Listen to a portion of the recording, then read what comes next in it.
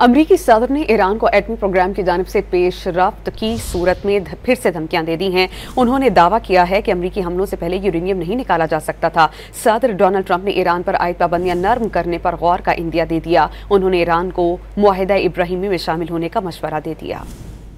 Fox news को interview देते हुए ट्रंप का कहना था कि खामनाए इंसानी हुकूक से ज्यादा एटमी प्रोग्राम को तरजीह देते हैं। ईरान एटमी प्रोग्राम के जानिब बढ़ा तो ये इनका आखिरी इकदाम होगा। उन्होंने दावा किया है कि ईरान अमरीकी हमलों से पहले यूरेनियम नहीं निकाल सका था। यूरेनियम मुंतकिल करना मुश्किल है। No, you mean did they take it out of a deep one? I don't think they did. No, I think first of all, it's very hard to do. It's very dangerous to do. It's very heavy, very, very heavy. It's a very hard thing to do. Plus, we didn't give much notice because they didn't know we were coming until just, then. And nobody thought we'd go after that site because everybody said that site is impenetrable. You can't, you're not going to be able. That's why they did. It's at the bottom of a mountain.